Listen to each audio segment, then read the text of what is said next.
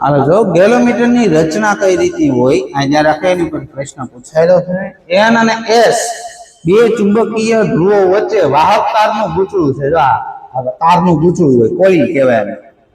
અહીં કોઇલ મૂકેલી, કોઇલ ઉપર જો તો સ્પાઇરલ સ્પ્રિંગ જોડેલી છે. કઈ સ્પ્રિંગ? સ્પાઇરલ સ્પ્રિંગ જોડેલી છે, એની હારે કાંટો જોડેલો. હવે જ્યારે તમે પ્રવાહ પસાર કરો આ તારમાંથી, આ તાર વાહક તારનું ગૂંચળું ચુંબકીય ક્ષેત્ર અંદર મૂકેલું છે. જોઈ લો, કાલ આપણે સૂત્ર ભણાવ્યું હતું, વાહક તારનું ગૂંચળું ચુંબકીય ક્ષેત્રમાં મૂકેલું હોય તેના પર ટોર્ક લાગે. હું સૂત્ર ભણાવ્યું કાલ? m ક્રોસ b, મતલબ mb sin થીટા. ને m નું સૂત્ર કઈ ભણાવ્યું હતું કાલ? ni a. આટલું ટોર્ક લાગશે. હવે થાય આ વાહક તારના ગૂંચળા ઉપર આ ટોર્ક લાગવાથી આ ગૂંચળું ફરશે. આ ગૂંચળું ફરશે એટલે આ સ્પ્રિંગમાં વળ ચડી જાય. શું ચડી જાય? ને કાંટો છે ને દર્શક, ધારો કે 10 એમ્પિયર પ્રવાહ પસાર કર્યો હોય તો 10 એમ્પિયર કાંટો આવશે. તમને એક વસ્તુનો જવાબ આપો કે ગેલોમીટરમાં તમે પ્રવાહ પસાર કર્યો એટલે કાંટો કોના વર્તન આવે? તો પ્રવાહ બંધ કરી દો, કાંટો 10 ને 10 ઉપર પાછો 0 ઉપર આવી. એ કોના કારણે આવતો હશે? આના કારણે. જ્યારે પ્રવાહ પસાર કરો ત્યારે આ ગૂંચળું ફરશે, એના કારણે આમાં વળ ચડશે ને કાંટો દર્શાવશે જેટલા ઉપર પ્રવાહ હશે એટલા. તો જ્યારે તમે પ્રવાહ બંધ કરો તો આમાં જે વળ ચડ્યા છે ને ખુલી જાય. વળ ખુલી જાય પાછો કાંટો ક્યાં ઉપર આવી જાય? 0 ઉપર પાછો આવી જાય. સમજાણું? હાલો અહીંયા ધ્યાન રાખો. આનો ક્ષેત્રફળ સદિશ કઈ બાજુ આવે? સમતલ ને લંબ. આ તમે જો બી અને એ વચ્ચે ખૂણો કેટલો બન્યો? આ 90 મૂકશો, સાઈન 90 શું થઈ જાય? 1. તો ટોર્ક નું સૂત્ર શું બન્યું? કેટલું ટોર્ક લાગ્યું? NIAB જેટલું ટોર્ક લાગ્યું. હવે તમને યાદ હોય તો આપણે આવું સૂત્ર હતું, આ રેખીય સ્પ્રિંગ માટેનું સૂત્ર છે ને, આમ સ્પ્રિંગ હોય આમ, એના માટેનું. આમાં વાઇબ્રી છે કઈ સ્પ્રિંગ? સ્પાઇરલ. આ સૂત્ર સ્પાઇરલ સ્પ્રિંગ માટે કેમ લખાય? બળ હોય ને શું આવે? ટોર્ક. આ બળ અચળાંક છે ને શું આવશે? બળ અચળાંક. આ રેખીય સ્થાનાંતર છે ને શું આવશે?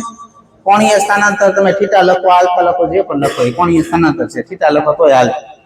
આ સૂત્ર આ રેખીય સ્પ્રિંગ માટેનું છે ને, આ સૂત્ર સ્પાઇરલ સ્પ્રિંગ માટે થઈ જાય. બળની જગ્યાએ ટોર્ક આવે, બળની જગ્યાએ બળ અચળાંકની જગ્યાએ બળ અચળાંક આવે, રેખીય સ્થાનાંતરની જગ્યાએ કોણીય સ્થાનાંતર આવે. મૂકો આ સૂત્ર. C alpha is equal to NIAB. તમે આમાં જો I અને આલ્ફા એકબીજાના સપ્રમાણમાં છે. દેખાય છે? I proportional to આ શું કહે છે કે જેટલો તમે પ્રવાહ વધારે પસાર કરશો એટલું કોણાવર્તન કેવું થાય? વધુ થાય. આપણે ખબર છે ને, જેટલો 5 એમ્પિયર પ્રવાહ પસાર કરો કાંટો 5 ઉપર આવે, 10 કરો તો કોણાવર્તન શું થાય? વધતું જાય. પ્રવાહ સાથે કોણાવર્તનમાં વધારો થાય. આ સપ્રમાણતા કાઢવા માટે અચળાંક મૂકો. આને બોલે ગેલોમીટર નો અચળાંક. શું બોલે આને? તો આ શું થાય? આનું સૂત્ર શું થાય? જો તો I ને કરતા બનાવો તો આ છેદમાં જાવ તો શું સૂત્ર બને? C/NAB alpha. આવું બનશે ને? આ તો આ કે ની જગ્યાએ શું છે? C/NAB. આ યાદ રાખજો સૂત્ર. દાખલો જેડબલ્યુ માં આવ્યો હતો આનો દાખલો. આને બોલે ગેલોમીટર નો અચળાંક. શું બોલાય ને? C/NAB. આમાં સૂત્રમાં C શું છે? વળ અચળાંક. એ નાટાની સંખ્યા, એ ક્ષેત્રફળ સદિશ, અને B એટલે ચુંબકીય ક્ષેત્ર.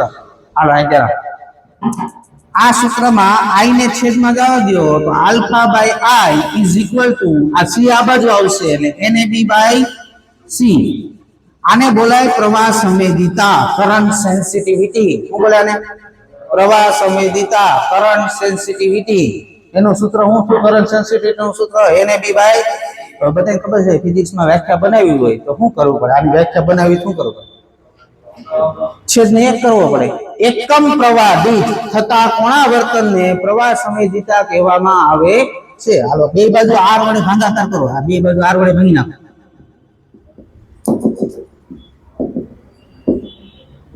થઈ ગયું? બે બાજુ r વડે.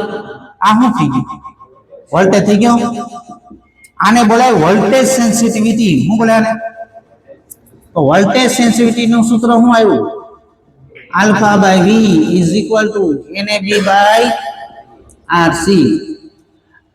હાલો આની વ્યાખ્યા આપી હોય એકમ વોલ્ટેજ દીઠ થતા કોણાવર્તનને વોલ્ટેજ સંવેદિતા કહેવામાં આવે છે.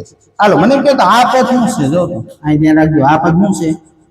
કરંટ સેન્સિટિવિટી છે જ નહીં, જોઈ રહી છે ને, આ મુકાય ને SV is equal to SI by R. આ મુકાય તો R બરાબર શું લખાય? SI બાય, આને બોલે ગેલોમીટર નો અવરોધ. દાખલા નંબર 63 જો બધાય નીટમાં દાખલા નંબર 63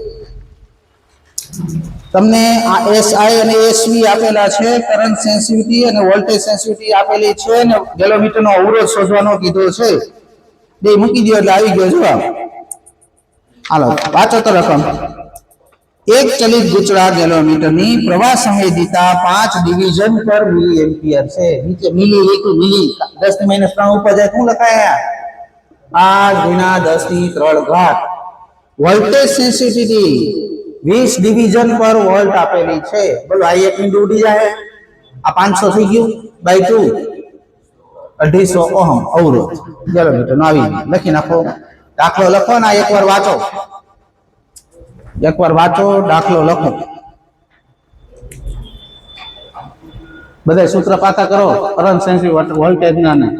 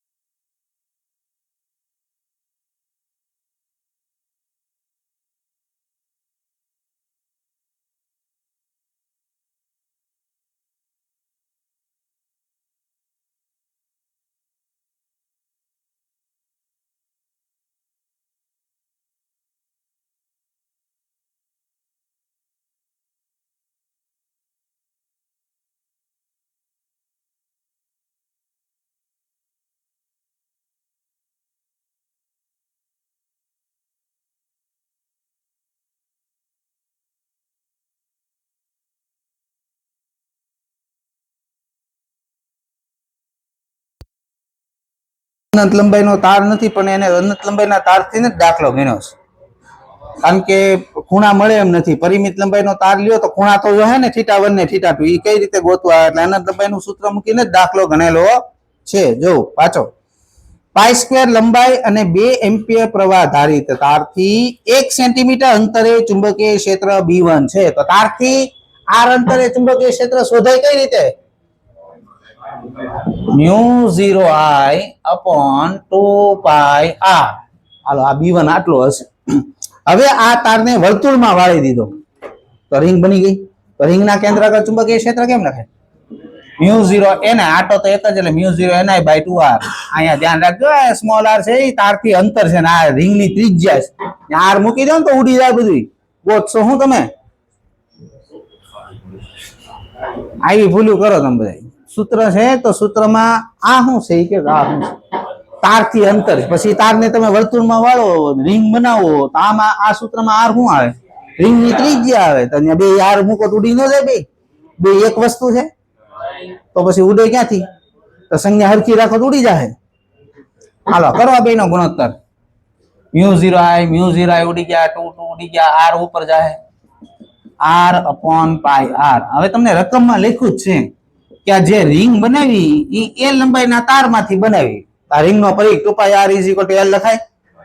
તો આપણે r ની કિંમત શું થાય? l upon 2 પાઈ. આ મૂકો અહીંયા r ની જગ્યાએ l upon pi square r. હાલો લંબાઈ કેટલી આપી તમને? પાઈ સ્ક્વેર 2 પાઈ છે ને પાઈ સ્ક્વેર. હાલો કેટલા અંતરે તારથી પેલો 1 સેન્ટીમીટર 10⁻². આ પાઈ સ્ક્વેર ઉડી ગયા. ઉપર જાય 100/2 50. જવાબ એનો આવશે 50. 15 સુધી બોલો. 12 નંબરનો દાખલો જો. પેલા મને એમ કેતો તારની અક્ષ પર ઓલા રિંગની અક્ષ પર ચુંબકીય ક્ષેત્રનું સૂત્ર બોલો પેલા. હાલો બધા. μ0ni r² / 2r² + x²⁵ આ પૂછાયેલો દાખલો છે. ધ્યાન રાખે. તમને રકમમાં લખ્યું છે કે રિંગની અક્ષ પર 0.05 મીટર અને 0.2 મીટર અંતરે ચુંબકીય ક્ષેત્રનો ગુણોત્તર 8:1 આપ્યો. આ આપ્યો છે. ચુંબકીય ક્ષેત્રનો ગુણોત્તર કેટલો આપ્યો છે? હવે ગુણોત્તરમાં આ તો ઉડી જાય ને, બેમાં હરખું જ આવવાનું છે. આ પદ તો વધ્યું કયું પદ? અહીં. હાલો પેલું કયું અંતર આપ્યું? પેલું અંતર આપ્યું જો અંદર 0.05 એટલે આમ લખાય ને 5 × 10⁻2 લખાય. એનો વર્ગ છે જાયરો 25 × 10⁻4. 2 નો વર્ગ આટલી ઘાત છે. હાલો પછી કયું અંતર આપ્યું છે? 0.2 એટલે એનો વર્ગ 0.04 એની 3/2 ઘાત. હાલો મને એમ કે અહીંથી મારે 3/2 ઘાત કાઢવી હોય શું કરવું પડે? એ કયો? આ ઘાત અહીંથી કાઢવી છે શું કરવું પડે? આની ઊંધી ઘાત અહીંયા લાગે 8ની 2/3 ઘાત r² + 0.04 upon r² + 25 × 10⁻4. હાલો આનું 2/3 ઘાત એટલે પેલા ઘનમૂળ લેવાનું છે. આયરું ઘનમૂળ એટલે 2 થઈ ગયા. પછી વર્ગ કરવાનો. આ 4 થઈ જાય. અમુકને પાછું ગણિત જ નથી આવડતું. ઘાત કેમ કરવી એવું કઈ ખબર જ ન હોય તો દાખલા ગણશો કેમ? ઘાત ને એવું બધું ન આવડતું. 8 નું પેલા ઘનમૂળ લેવાનું એટલે 2 થઈ જાય. પછી 2 નો વર્ગ થાય એટલે આ 4 થઈ જાય.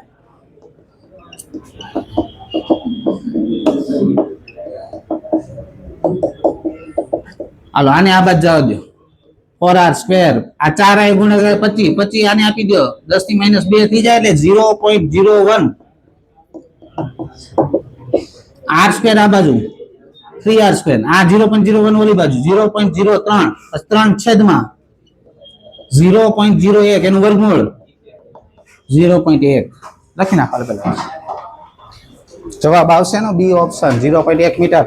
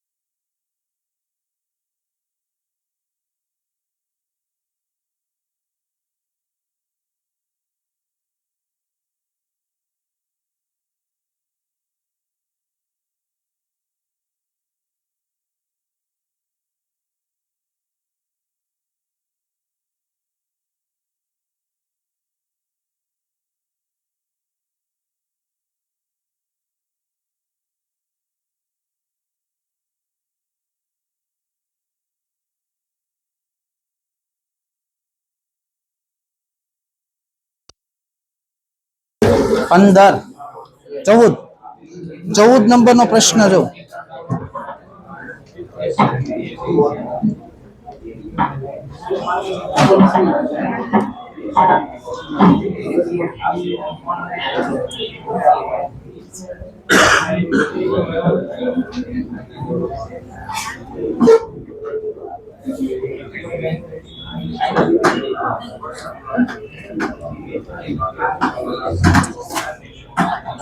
હાલો, પ્રશ્ન નંબર 14.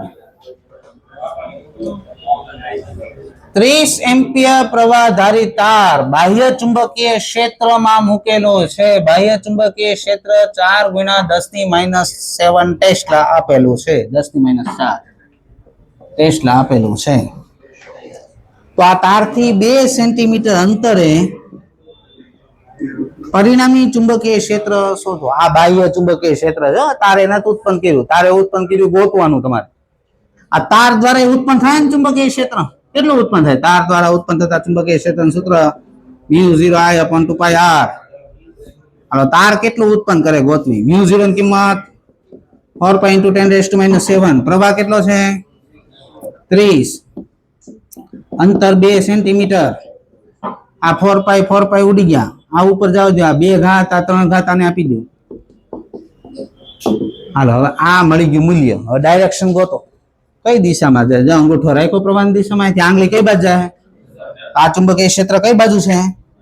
હવે કેટલા ચુંબકીય ક્ષેત્ર થયા જો તો?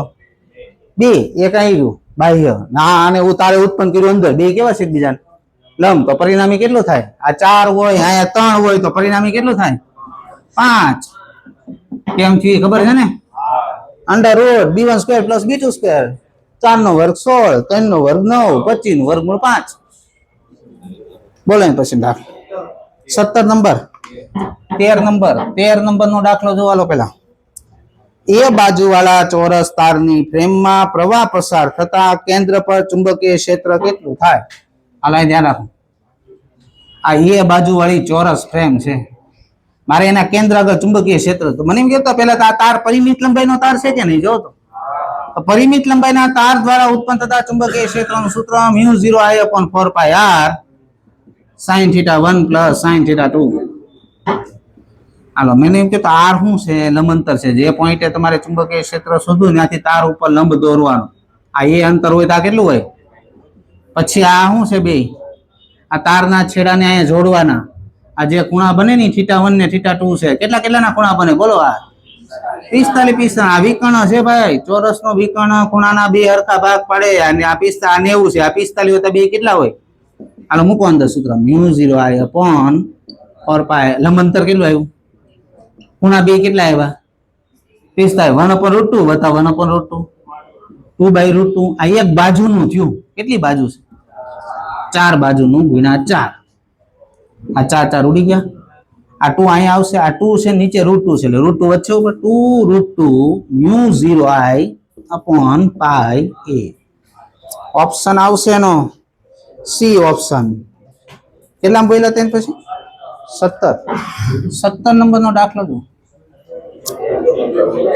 2 સમાન લંબાઈના તારમાંથી ચોરસ અને વર્તુળ બનાવવામાં આવે છે. 2 ખરખા તાર લીધા, એકમાંથી ચોરસ બનાવ્યું, એકમાંથી વર્તુળ બનાવ્યું. આ ચોરસ, આ વર્તુળ. ધારો કે ચોરસ મેં L બાજુ વાળું બનાવ્યું, વર્તુળ R ત્રિજ્યા વાળું બનાવ્યું. તેની ચુંબકીય ચાકમાત્રાનો ગુણોત્તર શોધો. ચુંબકીય ચાકમાત્રા એટલે શું? ચુંબકીય મોમેન્ટ. એનું સૂત્ર શું આવ્યું હતું કાલ? NI. હાલ બોલો, આનું ક્ષેત્રફળ કેમ લખાય? L બાજુ વાળો ચોરસ હોય તેનું ક્ષેત્રફળ કેટલું થાય? ને આ R ત્રિજ્યા વાળું વર્તુળ હોય તેનું ક્ષેત્રફળ કેટલું થાય? આ 2 બનાવ્યા છે તે ખરખી લંબાઈના તારમાંથી. આમાં કેટલી લંબાઈનો તાર વપરાય? કે તો L બાજુ વાળો ચોરસ બનાવો કેટલી લંબાઈ થાય? 4L. આમાં કેટલી લંબાઈનો તાર વપરાય? આ છે તો 2 હરખી જ ને. હાલો, તો L/R ની કિંમત ગોતો. અહીંયા L/R = થાય π/2. આ 4 નીચે જાય, 2 વધશે ને? અહીંયા 2 છે તો આ મૂકો. અહીંયા જો L/R નો વર્ગ છે, આનો વર્ગ મૂકજો અહીંયા. π²/4 π ઉડી ગયા. વિધું હું π/4. જવાબ આવશે નો π/4. C option. 20 સુધી બોલો. 19 નંબરનો પ્રશ્ન જો ભાઈ. 5 મીટર અંતરે રહેલા સમાંતર તારોમાંથી પસાર થતા પ્રવાહ 2.5 એમ્પિયર અને 5 એમ્પિયર છે. બે સમાંતર તાર છે, એનામાંથી પસાર થતા પ્રવાહ કઈ દિશામાં રાખવાની એવું થારું કઈ લખ્યું નથી. એક દિશામાં હોય તો વિરુદ્ધ દિશામાં થાય તો ઉડી જાય. સમાન દિશા લખો, નહીં સમાન નહીં, વિરુદ્ધ દિશા લખો. જીરો તો ઓપ્શન છે જ નહીં. તો અહીંથી અંદર જાય ને અહીંથી અંદર જાય. ઓકે, સમાન દિશામાં રાખો, વિરુદ્ધ નહીં થઈ જાય. તો આમ નીચે ને આ બે નીચે. હાલો ઉભા રહે તો આપણે પહેલા કરવી. ધારો કે આમાં I1 પ્રવાહ છે ને આમાં, હાલો આનું ચુંબકીય ક્ષેત્ર અહીંયા કેમ લખાય? તાર દ્વારા ઉત્પન્ન થતા ચુંબકીય ક્ષેત્રનું સૂત્ર શું છે? Mu 0 I upon 2πr. બાદબાકી થવાની વિરુદ્ધ દિશા હશે શું થાય? જો તો અહીંથી આંગળી અંદર, અહીંથી બહાર, બાદબાકી થાય ને. તો હાલો તો બાદબાકી કરો તો શું કોમન નીકળે બે સૂત્રમાં? Mu 0 I upon 2πr common. અહીંયા વચ્ચે I1 માઇનસ, હાલો મૂકીને જોવો તો શું થાય છે? મ્યુ 0 રાખવાનું છે. હા રાખો. 2π કેટલા અંતર? આ બે તાર વચ્ચેનું અંતર આપ્યું છે કેટલું તમને? 5 મીટર. આ મધ્ય બિંદુ હોય તો આ અંતર કેટલું થાય? 2. હાલો મુકાય 2.5. બે પ્રવાહની બાદબાકી. આમાં પ્રવાહ કેટલો છે? 5. આમાં 2.5. બાદબાકી કરશો શું આવશે? 2.5. આ 2.5 2.5 ઉડી જાય. મ્યુ 0 upon 2π છે જવાબ. હા તો પ્રવાહ એક જ દિશામાં લખવું પડે ને, લખો. તારમાંથી પસાર થતો પ્રવાહ 2.5 એમ્પિયર અને 5 એમ્પિયર એક જ દિશામાં છે એવું લખો. કારણ કે વિરુદ્ધ દિશામાં હશે ને તો પછી શું થાય? તો સરવાળો થઈ જાય. તો સરવાળો થાય, જવાબ એવો નહીં હોય, ઓપ્શન જ નહીં હોય. એવું લખી નાખો પેલા.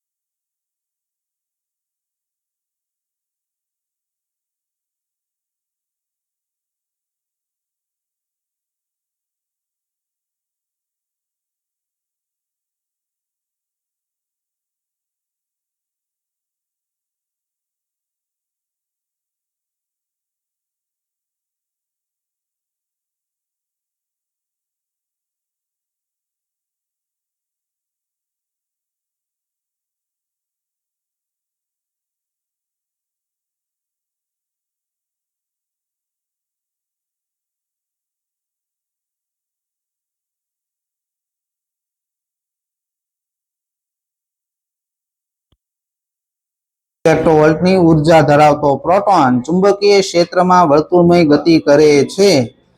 જો આલ્ફા કણની ત્રિજ્યા સમાન રાખવા માટે જરૂરી ઉર્જા કેટલી? આની પ્રોટોન અને આલ્ફા ની ત્રિજ્યા સરખી કરવાની છે, તો એ કેટલી ઉર્જાથી ગતિ કરતો હોવો જોઈએ? પેલા ત્રિજ્યાનું સૂત્ર ઉર્જાના સ્વરૂપમાં બોલો તો ગતિ ઉર્જાના સ્વરૂપમાં શું હતું? ત્રિજ્યાનું સૂત્ર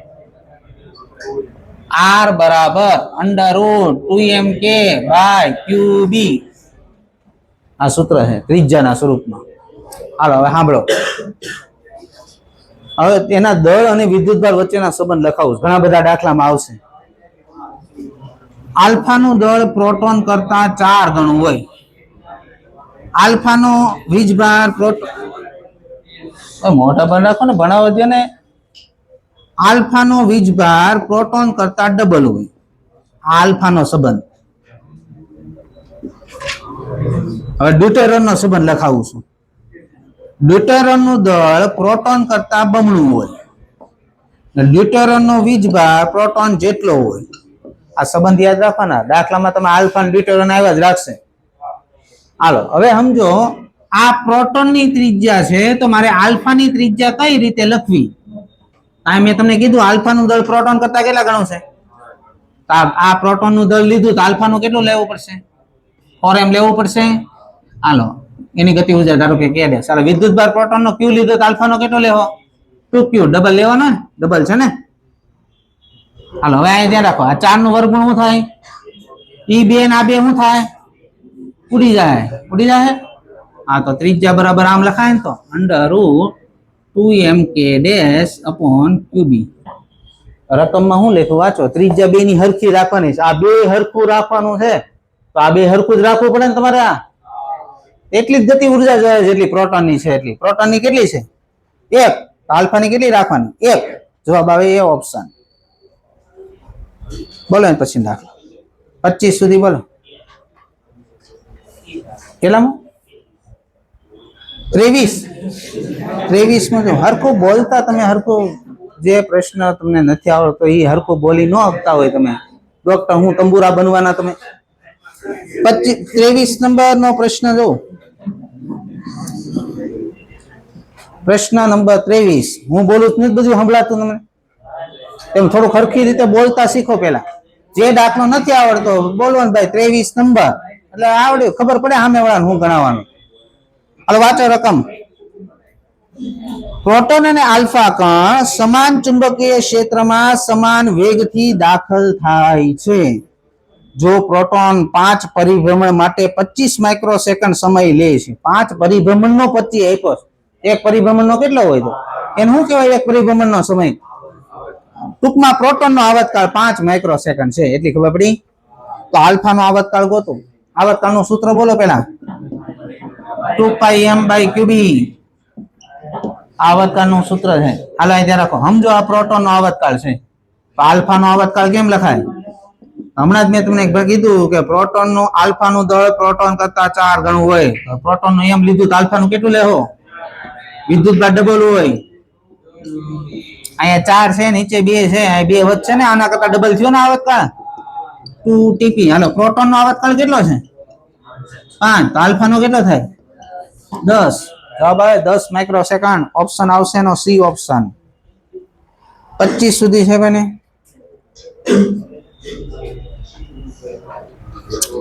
30 સુધી. 29મો પ્રશ્ન જો.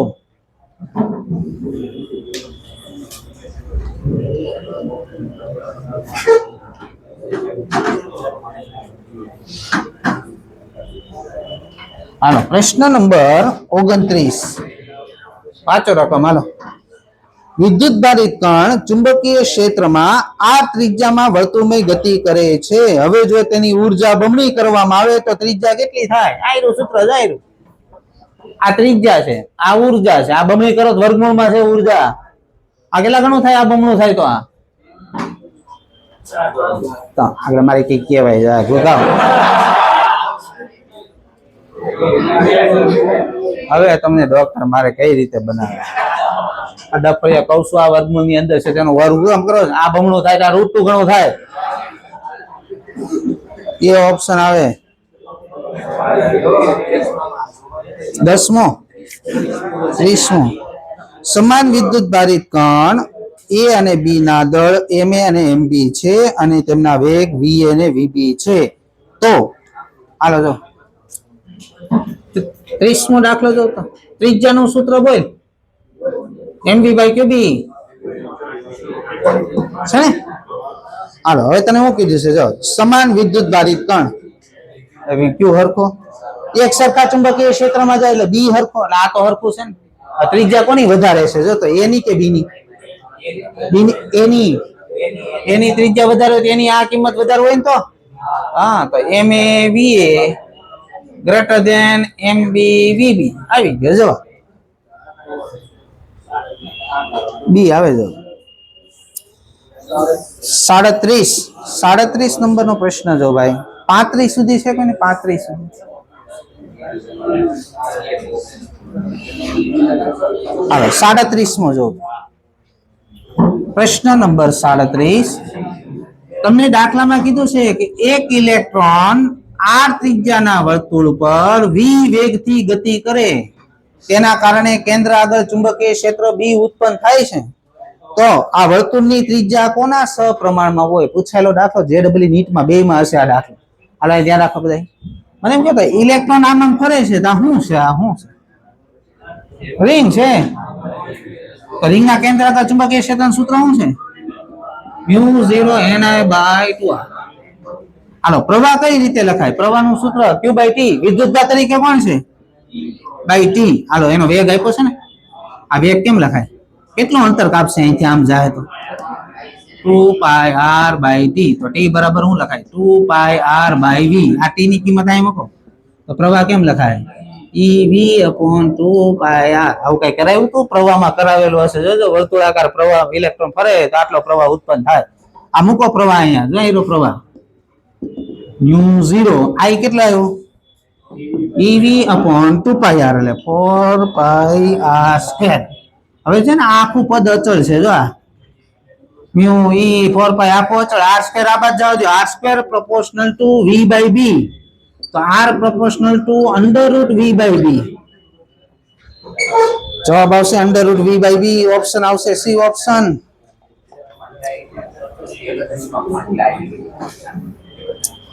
રેડિયોએક્ટિવ તત્વ દ્વારા ઉત્સર્જિત થતો કણ ચુંબકીય ક્ષેત્ર દ્વારા ફંટાય એટલે વિચલન થાય આમ જાતો હોય આમ જવા મળે અને ફંટાઈ જાય તો કોણ ફંટાય ચુંબકીય ક્ષેત્રમાં ઇલેક્ટ્રોન પ્રોટોન હિલિયમ કે ન્યુટ્રોન. હે વિદ્યુતભાર હોય તો ફંટાય ન્યુટ્રોન પાસે વિદ્યુતભાર જ નથી તો વિદ્યુત ચુંબકીય બળ લાગે એની પર એ થોડો ફંટાવાનો છે. ફંટાય 3 ઇલેક્ટ્રોન પ્રોટોન હિલિયમ. હા એમાં વીજભાર છે ને વીજભાર હોય તો ફંટાય ન હોય તો શું થાય બળ જ ન લાગે તો વિચલન થવાનું નથી ઇલેક્ટ્રોન સીધું ચાલ્યો જાય. 40 સુધી બોલો 40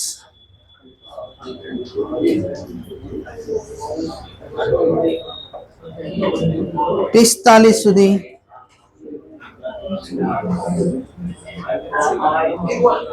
44મો પ્રશ્ન જો ભાઈ